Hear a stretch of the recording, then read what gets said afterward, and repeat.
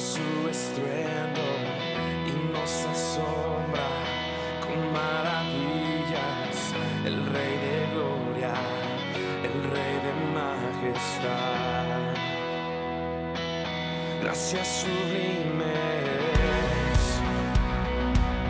perfecto es tu amor. Tomaste mi lugar, cargaste tú mi cruz.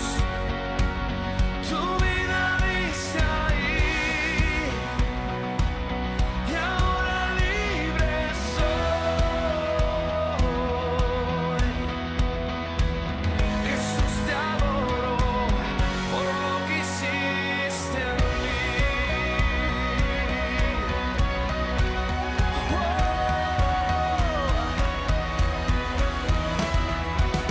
Pusiste en orden todo el caos, nos adoptaste como tus hijos. El Rey de gloria, el Rey de majestad.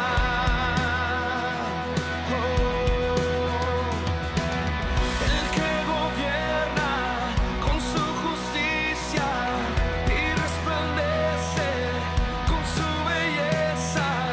El Rey de gloria, el Rey de majestad. Gracias sublimes, perfecto es tu amor. Tomaste mi lugar, cargaste tú mi cruz. Tu vida diste ahí y ahora libre soy. Jesús, te adoro por lo que hiciste en mí.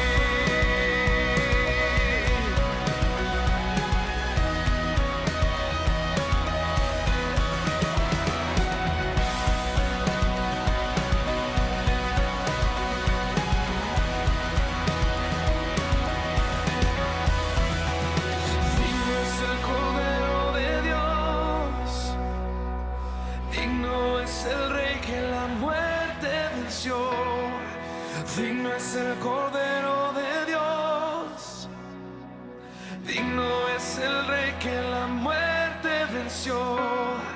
Digno es el Cordero de Dios, digno es el Rey que la muerte venció. Digno es el Cordero de Dios, digno es el Rey que la muerte venció. Digno es el Cordero de Dios, digno, digno. Gracias sublimes, perfecto es tu amor. Tomaste mi lugar, cargaste tú mi cruz. Tu vida diste ahí y ahora libre soy. Jesús, te adoro por lo que hiciste en mí.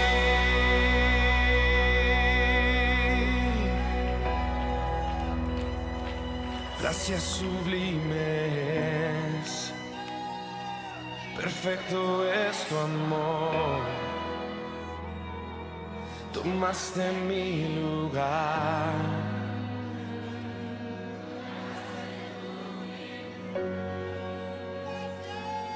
Tu vida diste ahí y ahora libre soy.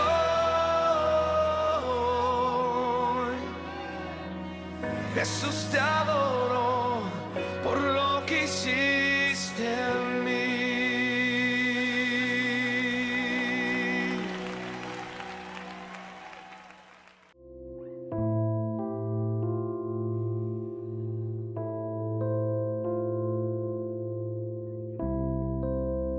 Manos que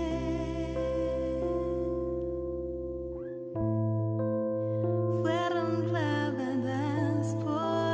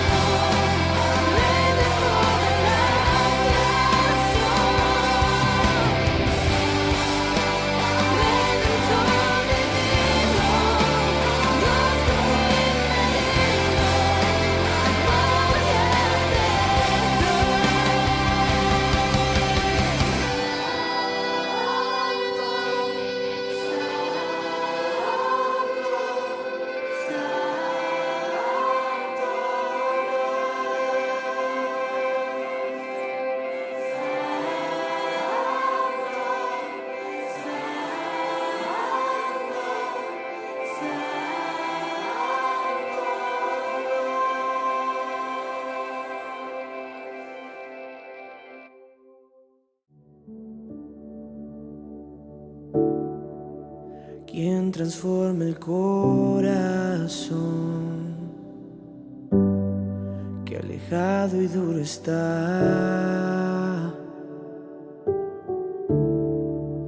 quien sostiene la creación y jamás me dejará,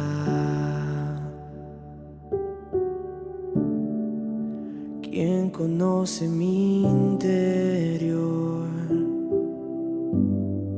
y me ama aún así, quien tiene todo el control y camina junto a mí.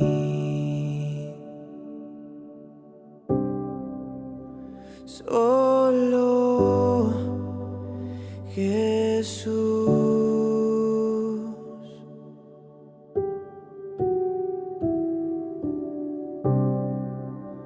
Solo Jesús.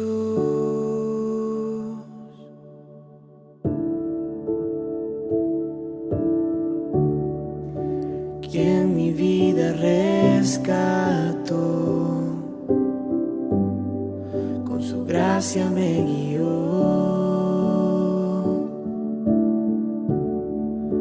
quien murió por mí en la cruz, me amó sin condición.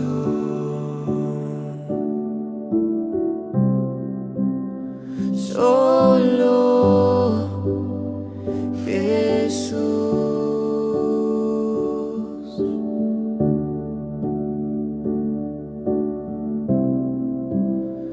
Solo Jesús. De tu amor cantaré, no quiero algo más, solo Jesús. El Rey y Señor de mi corazón, Cristo eres tú. Oh,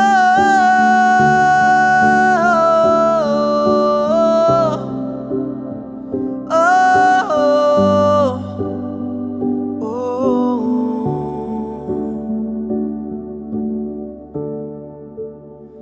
Mares rugirán, cielos brillarán, todo el mundo canta al Señor. Rocas clamarán, montes caerán, todo el mundo canta al Señor. Mares rugirán, cielos brillarán, todo el mundo canta al Señor.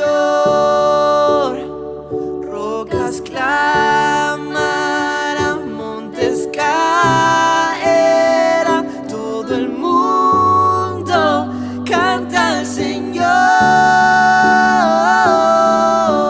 Solo, solo, solo, solo, solo, solo Jesús. Solo, solo, solo, solo, solo, solo Jesús. De tu amor cantaré, no quiero algo más, solo Jesús. El Rey y Señor de mi corazón, Cristo eres tú.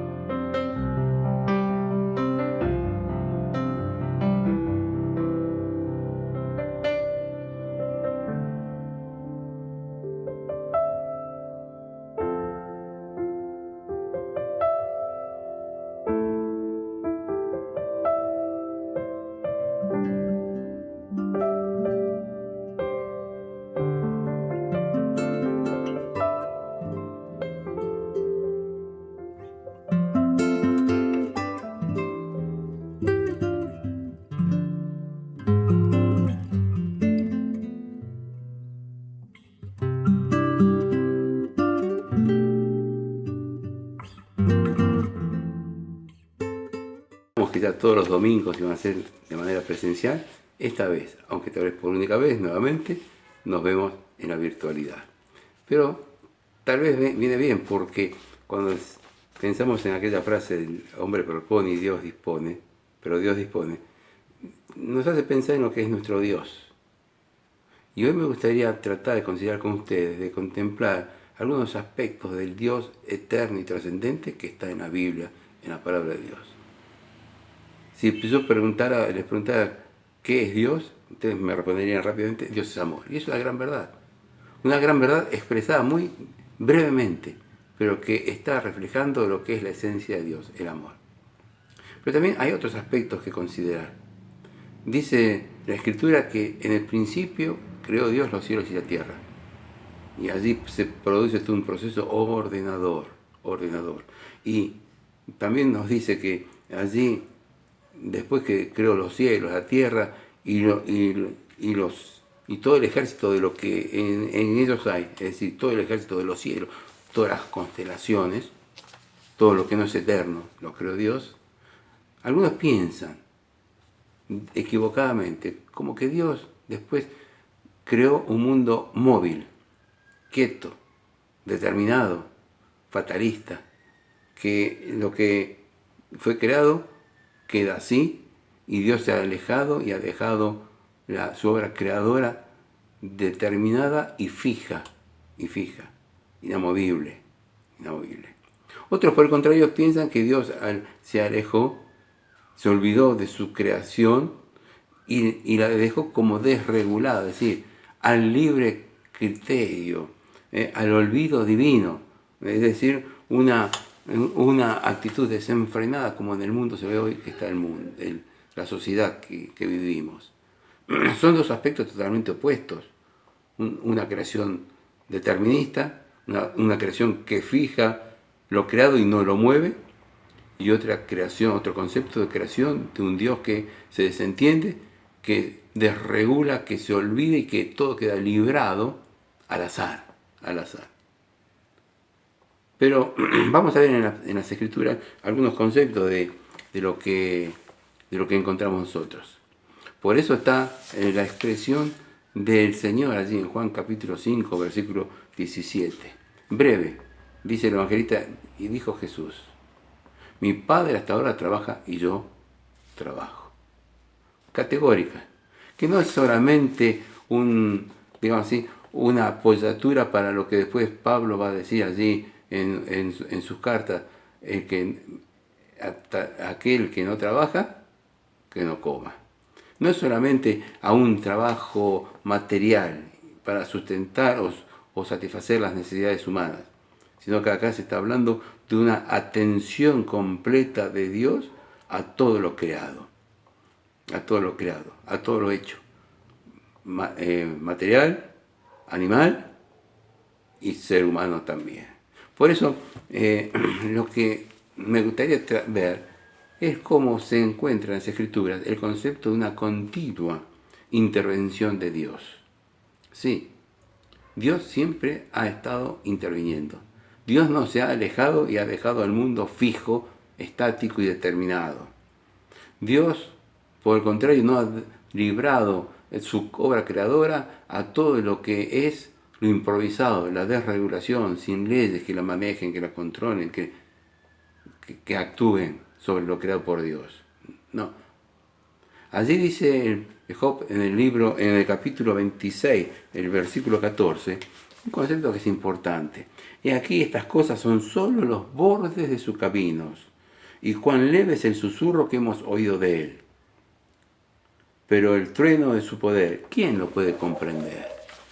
Sí, nosotros por más que querramos, por más que intentemos, solamente nos vamos a arrimar a los bordes de los caminos de Dios, a aquellos caminos que son insondables, a aquella esfera de la eternidad, de siempre, donde Dios mora y donde el Señor ha ido a preparar un lugar para cada uno de nosotros, en la casa del Padre. Por eso, aquí nos da ahora este versículo de Juan, noticia de un atento cuidado de parte de Dios, de toda la obra creadora. Y también nos da noticia de que el Señor sigue atento a ese trabajo, porque no solamente está el Padre Dios, sino su Hijo también ocupados en una intervención continua sobre toda esa creación. Y esto es importante. A veces vemos gente, digamos así, desesperada porque las cosas no le van bien, gente que cae en el escepticismo, gente que piensa que el mundo está desregulado, actuando de una manera equivocada y lejos de lo que del Creador, si es que creen en algo. Pero acá la Biblia nos está afirmando que Dios se está ocupando personalmente de todas las cosas que están en el mundo. Esto no implica que sea Dios el autor del pecado. Esto no implica que sea Dios el que esté consintiendo el pecado. Lo que implica que el trabajo de Dios, al igual que su Hijo, y del Espíritu Santo de Dios que fue dado por el Señor a la iglesia, a todos los creyentes, para que trabaje en nuestros corazones, ese trabajo divino es un cuidado continuo y un manejo de los planes de Dios para llegar al objetivo final. El Señor Jesús fue como un cordero destinado desde antes de la fundación del mundo, preparado para morir aquí en la tierra. La obra creadora de Dios, los cielos, las constelaciones, el mundo, el cosmos, esa obra creada por Dios fue hecha no solamente para que el hombre viva en él, sino para que sea el escenario donde Dios tenía que derrotar a Satanás, al pecado, a la maledicencia entregada por el diablo. Dios no es el autor de la maldad. Dios no es el que ha dado origen al mal, sino por el contrario. Dios ha implementado y está continuamente interviniendo para que, a pesar de la obra satánica que ha continuamente perturbado los planes de Dios, Dios pueda operar finalmente el gran destino final, la derrota de Satanás. Ya la derrotó en el Calvario, pero ahora también, en la etapa esta de la iglesia y lo que vendrá después cuando la iglesia ya no esté, acerca de la tribulación y el milenio y los esfuerzos últimos de Satanás por entorpecer el cuidado de Dios con su obra y con sus hijos, Satanás será echado en el lago de fuego y azufre, en el lago ardiendo. Qué importante es esto. Qué es importante saber que estamos en este mundo no solamente por el amor de Dios, sino como parte de esa gran escena de la derrota satánica. Como dice Pablo allí en Efesios, nuestra lucha no es contra carne ni sangre, sino contra las potestades superiores, aquellas que, habiendo sido creadas por Dios, se rebelaron contra Dios. Dios las echó a Satanás con sus ángeles y por eso también el lugar destinado para desterrar el mal y a Satanás vencerlo es este mundo, esta obra creadora de Dios. Y por eso dice allí también Hebreos capítulo 1, cuando Jesús fue introducido en el mundo, en el ecúmene, en el centro del mundo. ¿Por qué está diciendo esto? Está diciendo que el Hijo de Dios vino a cumplir la obra encargada por su Padre para derrotar a Satanás en esta palestra que es el mundo, en esta palestra que es el universo creado por Dios. Satanás no puede entorpecer la eternidad donde está Dios. Pero ahora le queda el recurso de molestar, de tratar de luchar. Y ya de antemano Dios le ha derrotado por la obra del Calvario allí en la cruz. Qué maravilloso es esto. Y todo esto nos lleva a contemplar la belleza de nuestro Dios desde los bordes de sus caminos. Desde los bordes de sus caminos. ¿Y quién puede, como dice aquí también, comprender el trueno de su poder? Hay cosas que no comprendemos aquí, ni comprenderemos hasta que no estemos en la gloria.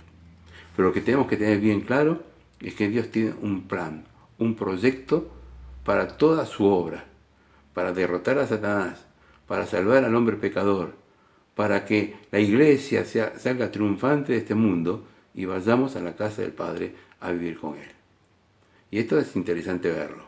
Y por eso nos lleva a contemplar no un Dios móvil, no un Dios que clava allí su tarea, su obra creadora y se aleja, no un Dios que desregula y deja librado al libre arbitrio de una creación alocada, sino que es el Dios de amor que continuamente se ha preocupado de todo lo creado. Y así como Dios se ocupa de las grandes cosas, también Dios se ocupa de las pequeñas. Y eso lo hemos experimentado nosotros muchas veces. Dios se ocupa de nuestras pequeñas minucias, de nuestras pequeñas debilidades, de nuestros pequeños problemas, que para nosotros son grandes, inmensos, no tienen medida, pero para Dios son pequeños y Él está continuamente atendiendo.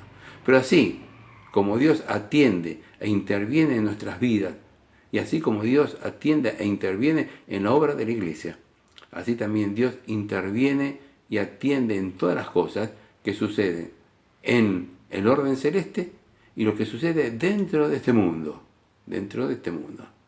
Y vamos a ver algunas cosas que nos encontramos en la palabra de Dios. Cuando hablamos de un plan, de una planificación que Dios ha hecho, entendemos que siempre está aquel que la idea y luego aquel que planifica y después aquel que vela y cuida que esa obra se lleve a cabo. Y vemos que estos tres aspectos están en el actuar de Dios también. Dios es el ideador y por eso creó de la nada los cielos y la tierra y los que en ellos hay. Dios también es aquel que ha estado continuamente planificando. No es que Dios sepa lo que vamos a hacer a nosotros y nos deja clavados allí en lo que ya esté determinado y destinado. Dios sabe en su omnisciencia cuál es su plan. Y Dios conoce también en su omnisciencia cuáles son nuestros propósitos. Pero Dios lo que hace al intervenir es que facilitar que nosotros seamos movidos a encontrarnos con Él por su grande amor y seamos también conducidos a los pies del Señor. Y que cada cosa que vivamos en este mundo, que sean actitudes de nuestra libertad humana en Cristo, y Él nos irá encauzando hacia el buen camino. Es como el niño, el chico nace y necesita el pedagogo, el paidos, aquel que le conduce, hasta que el chico crece. Así es su obra creadora también. Dios va tomando de la mano, cuidando cada detalle, interviniendo continuamente para cuidar su proyecto de creación universal y humana. Y Dios, cuidando ese proyecto, está encauzando nuestras vidas. Nosotros somos responsables luego de que sepamos encauzarnos, que se da. Es como cuando el padre aconseja al hijo, le da el buen consejo, le muestra el camino, pero el hijo cree que su camino es el mejor y se empecina. Bueno, Dios deja, pero mientras tanto Dios actuó, tratando de encauzar, tratando de obrar en cada corazón. Y así nosotros en nuestro empecinamiento, en nuestro libre albedrío, estamos atacando, estamos negando el libre albedrío de Dios, la voluntad de Dios, que es siempre buena y saludable para cada uno de sus hijos. Por eso, ¿qué aspectos podemos destacar en las Escrituras que nos muestren cómo Dios se ocupa, cómo Dios interviene, cómo Dios siempre está atento a lo que nosotros somos? No solamente en la obra creadora, sino que somos como seres humanos, nacidos en pecado, que necesitamos de Él. Hay 4 puntos que quisiera destacar, que nos muestran las características de ese trabajo de Dios. Dice allí la Escritura en el capítulo 2 de Génesis que Dios después vio que era bueno lo creado y descansó. Y aquí algunos pensarán que este descanso en el séptimo día es aquello que lleva a ver, a disfrutar, pero no ocuparse más. Y aquí está el error. Una cosa es el descanso y otra cosa es el no ocuparse. Esta palabra descanso, aquí en la Escritura, es la misma que está desarrollada allí en Hebreos capítulo 4, cuando el autor de los Hebreos está hablando del descanso de Dios y del descanso del pueblo de Israel, que no entraron en el descanso de Dios. Y para que notemos bien el sentido de este concepto de descanso de Génesis capítulo 2 y de Hebreos capítulo 4, está aquel versículo de Mateo, en Mateo capítulo 11, versículo 28. ¿Qué dice el Señor allí? Venid a mí, todos los que estáis trabajados y cargados, y yo os haré descansar. Y esta palabra descansar es la misma que se utiliza en Hebreos, es la misma que se utiliza allí en Génesis. No es un descanso y desentendimiento de la cosa, sino es un cierre de etapa para empezar una nueva etapa. Dios descansó de lo creado para empezar luego a estar vigilando todo lo creado por Él. Nosotros hemos entrado en una nueva etapa cuando dice, si alguno está en Cristo, nueva criatura es. Las cosas viejas pasaron y aquí todas son hechas nuevas. Es el cierre de una etapa, es el inicio de otra, para la gloria de Dios. Miren qué bueno que es esto, ¿eh? El pueblo de Israel también tenía su descanso, el día sábado. Ahí el término es un poquito distinto, pero también era un día especial. En cambio, los versículos que hemos citado nosotros ahora es el cierre de una etapa para empezar una nueva. Fíjense ustedes, también esto nos indica cuál es la actitud de Dios. Él no descansa. Él cierra etapa y empieza otra nueva. Y así están las distintas etapas que encontramos en las Escrituras de Dios hablando al ser humano. Las distintas dispensaciones, distintos pactos que Dios hace con el hombre y con sus hijos también. ¿Por qué? Porque Dios cierra una etapa y abre otra. Ese es el verdadero sentido del descanso, un reposo que lleva a ver que algo se ha terminado y que ahora es necesario empezar otra etapa de vida. También tenemos otro concepto en las Escrituras que nos muestran lo que es nuestro Dios. Este concepto es el concepto de arrepentimiento. Y alguno podrá decir, ¿cómo? ¿Dios arrepentirse? No, Dios nos pide a nosotros el arrepentimiento de nuestros pecados, sí. Pero aquí estamos hablando de Dios como arrepentido. ¿Dios puede arrepentirse? Miren, allí tenemos nosotros en Génesis capítulo 6, versículo 6 también, que después del diluvio, cuando Dios ve el pecado del hombre y va a mandar su diluvio, Dios se arrepiente de haber creado al hombre. Y dice allí que se arrepiente y que se dolió, que le dolió. Y esto nos está hablando a nosotros de una actitud de Dios que no es arrepentirse en el sentido nuestro. Sí, yo me arrepiento, cambio de actitud. Es sentir un verdadero dolor por lo que su obra está padeciendo, por lo que el hombre ha hecho.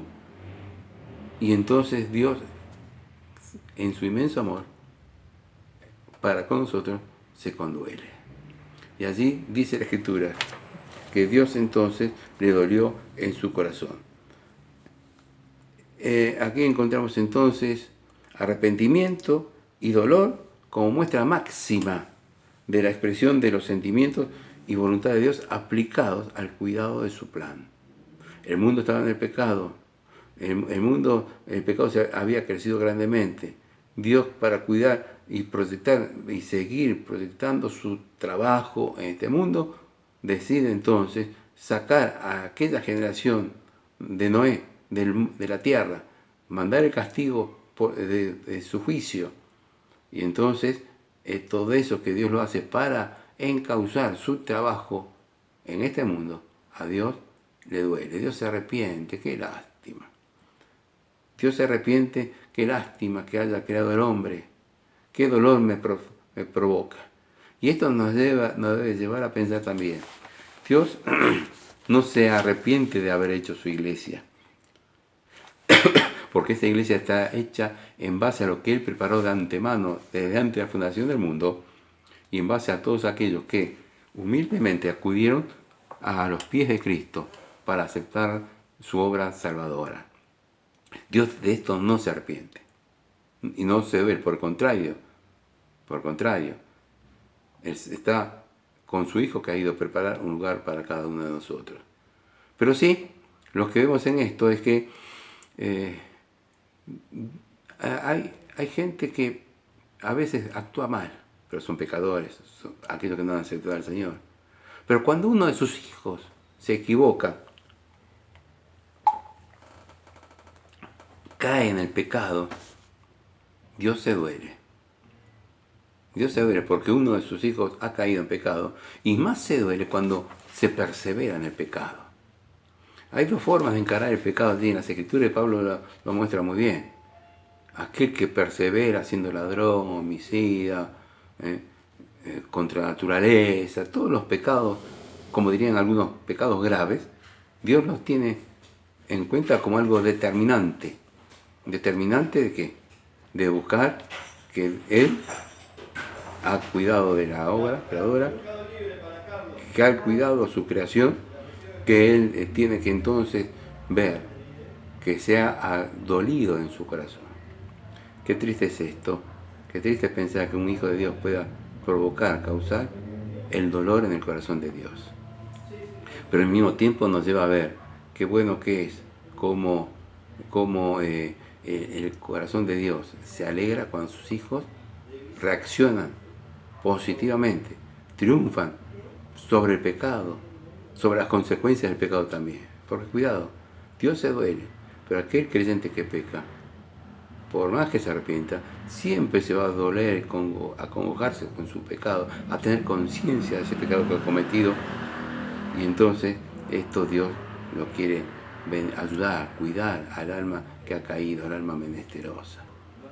Pensemos en esto, busquemos nuestra actitud de tratar de estar cerca de nuestro Dios, saber que es un Dios que no se ha arrepentido de salvarnos, de proveernos la salvación a través de su Hijo. Sepamos que es un Dios que sí se duele cada vez que sus hijos caen en pecado. Otra actitud que encontramos nosotros acá, y ahora ya mencionamos lo que sería el descanso y el arrepentimiento de Dios. Hay una tercera, que es el prolongar. El prolongar. ¿Cómo prolongar? ¿A qué queremos decir con esto? Jeremías capítulo 31, versículo 3, hay una frase muy clara, contundente para esto. Dice allí: con amor eterno te he amado, por tanto te prolongué mi misericordia. Dios es un Dios de juicio, pero Dios también es un Dios de amor, que grande en misericordia nos dice la palabra. Y aquí está diciendo Dios, a través de Jeremías: te prolongué mi misericordia. Qué bueno esto. Algunos que haya pecado tienen que saber que Dios prolonga su misericordia y está esperando el arrepentimiento de sus hijos. Tenemos que saber que Dios es el autor de ese tiempo que prolonga, y Él lo puede disponer. Es una forma de encauzar. Por eso, qué grande misericordia de Dios. Hay pecados que merecerían castigo tremendo, la ira de Dios sobre nosotros. Pero Dios en su amor prolonga su misericordia, nos ama, nos encausa, nos acaricia, nos conduce hacia un nuevo proyecto mejor de cristiano. No provoquemos el dolor en el corazón de Dios, pero sí aprovechemos cuando Dios prolonga su misericordia.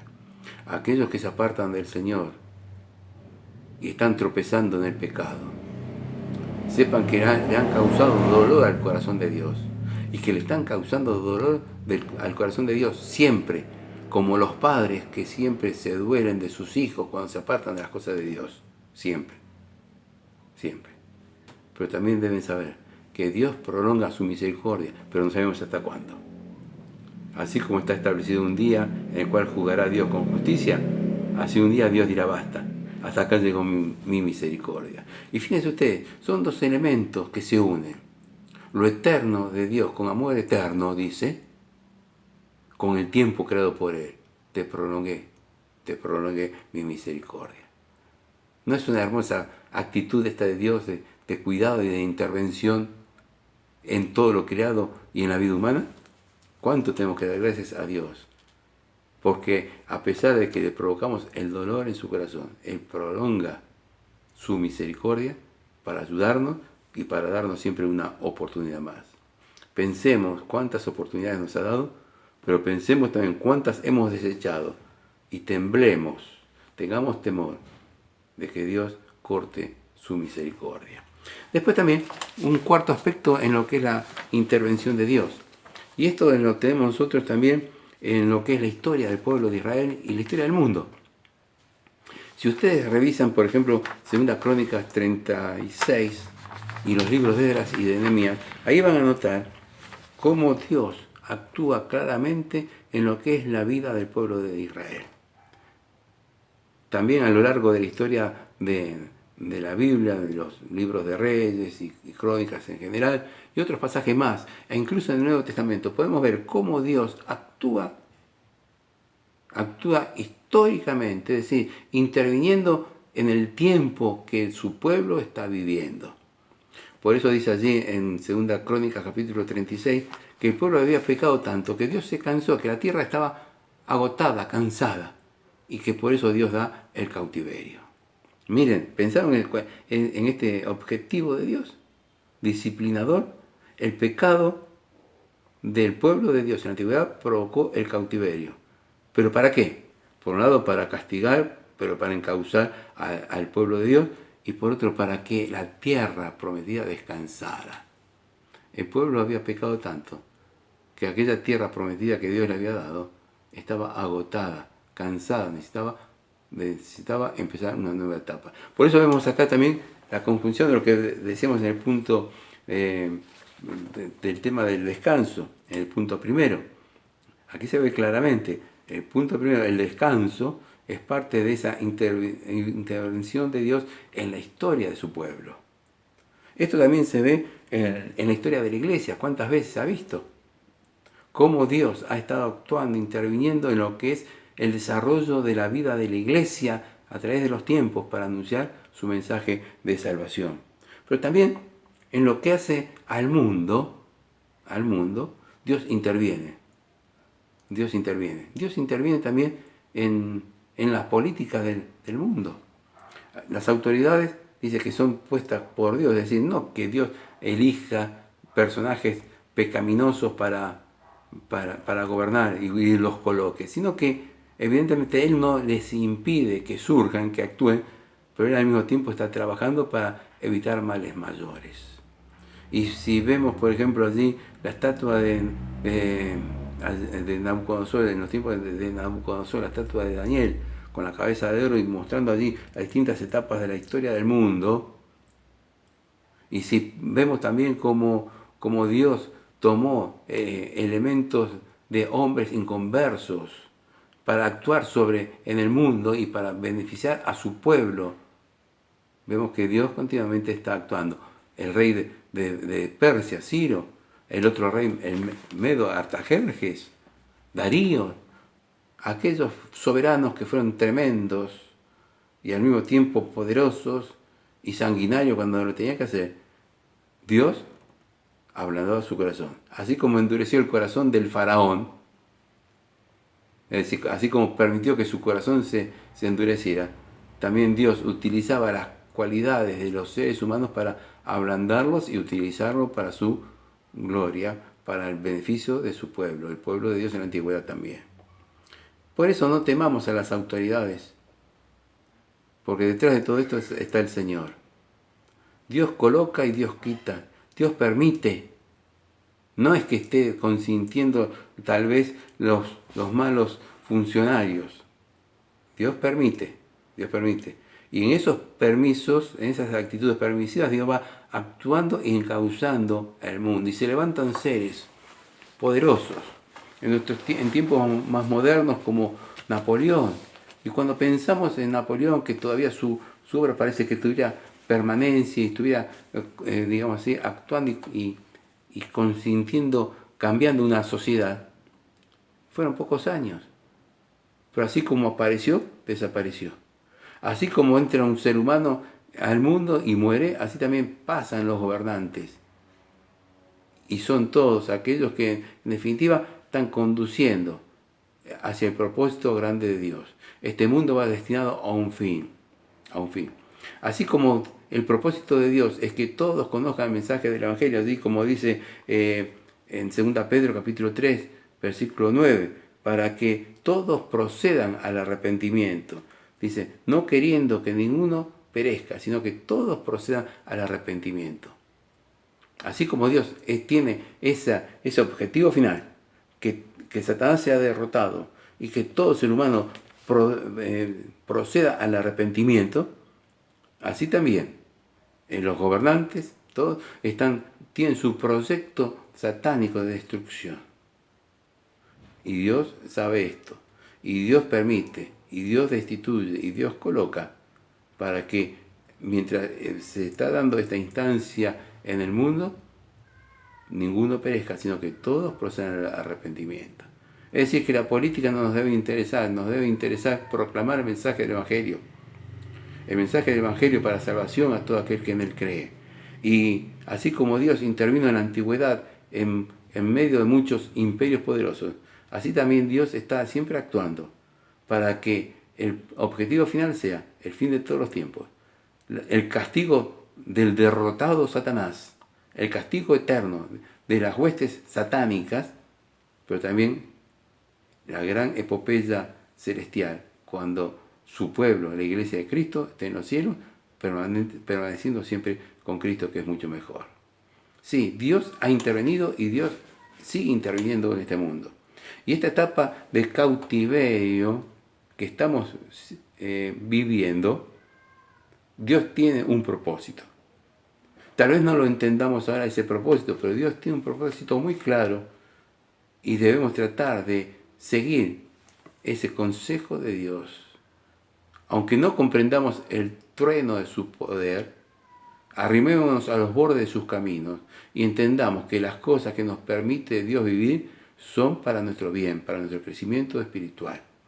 Y así como en la antigüedad el pueblo de Dios en Israel y la iglesia en tiempos antiguos estuvo sujeta a aparentes caprichos de Dios, detrás de todo eso estaba el diseño de Dios para salvación a todo aquel que en él cree, el diseño de Dios para que se cumpla la salvación en Cristo Jesús.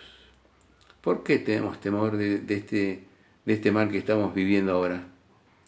Estamos por terminar un año, casi el segundo año de pandemia. Sin duda alguna seguiremos soportando instancias varias de estas enfermedades. Pero empezamos el año 2022, y debemos empezarlo con un claro conocimiento de que nuestro Dios está interviniendo. Que nosotros nos tenemos que preocupar en todo lo que interviene para que su iglesia triunfe entregando el mensaje del Evangelio. Y oremos en todo lo que Dios interviene para ejercitar y poner su justicia sobre este mundo, el cual será condenado porque está lejos de Dios, sin Cristo y sin esperanza. Aprendamos a vivir, pidamos a Dios poder para transitar un nuevo año, 100 no viene antes, sabiendo que Él está siempre. Y como se decía en un viejo programa de radio evangélico, caminemos este día tomados de la mano de Dios. Sí, no pensemos a largo plazo, vivamos el día a día. Hoy así, la semana que viene Dios dirá. Pero sepamos que detrás de todo esto está el proyecto de Dios. Y nosotros somos parte de ese proyecto de Dios, de nuestra salvación y vida eterna. Que el Señor nos bendiga y que podamos verdaderamente disfrutar de un Dios de amor, de un Dios que sufre por nosotros, de un Dios que extiende su misericordia para que nosotros volvamos a Él y nos arrepintamos de nuestros pecados, de un Dios que sigue interviniendo en este mundo para que sus hijos estén bien cuidados y podamos transitarlo lo mejor posible según su proyecto. Que el Señor nos bendiga y que verdaderamente podamos vivir el 2022 tomados de la mano del Señor cada día. Y como decía el Señor, baste a cada día su propio afán. Que el Señor nos bendiga.